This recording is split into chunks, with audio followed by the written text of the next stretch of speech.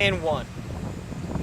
We thank you for logging on to fan590.com. David Alter alongside Mark Masters of the National Post getting you ready for the Argos taking on the Montreal Alouettes, 7:30 on fan590.com Saturday night. And the big story is Anthony Calvillo. You know, he's been tremendous throughout his entire career, and he's always a factor. But how much of a factor will he be in this game with the index finger that we've been hearing about? I guess explain that to us a little bit and how this may be a game changer. Yeah, Calvillo, many consider the best quarterback in the league.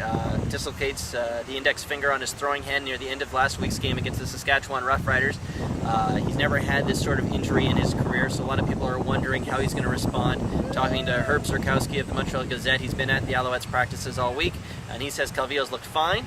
He's going to be wearing a little piece of tape to keep that finger in place, but he says he's going to be fine. The coaching staff think he's going to be fine. The Argos don't seem convinced. They say you can't suffer that type of injury to your throwing hand without, suffering a little bit. So, when a quarterback is just hit off his game just a little bit, that's a huge thing, especially for a guy like Calvillo who's known for his pinpoint passes. So it'll be interesting to see how he plays tomorrow night.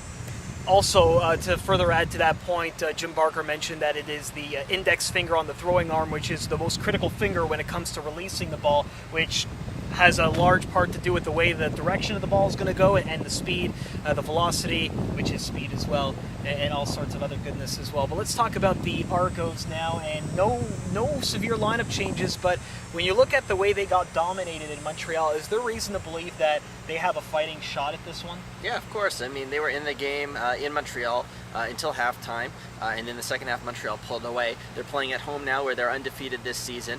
Corey Boyd, that one kind of game that, the first week of the season, he was held under 100 yards, and then every other game except the game in Montreal, he has had more than 100 yards, so he feels probably deep down he's got something to prove against this team.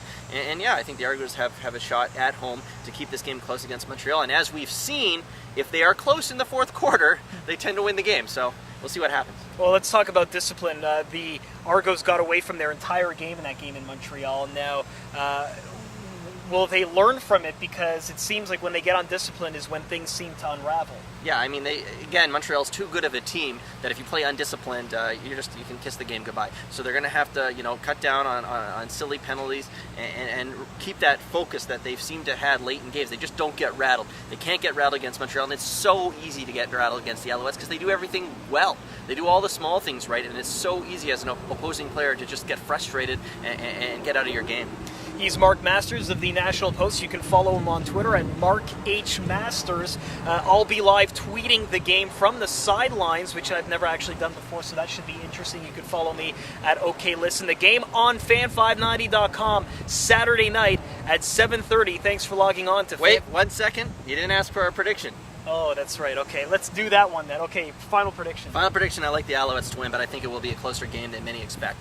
Okay, no score involved in that? No score. No score. I think the Argos are going to pull this one off, actually. Really? Okay. Yeah, so we're going to go against the grain for the second straight home game that we've made predictions for this one. So, again, we mentioned you can follow Mark at Mark H. Masters. I'll be live tweeting on the sidelines at OK Listen. Game time, 7:30 Saturday night on fan590.com.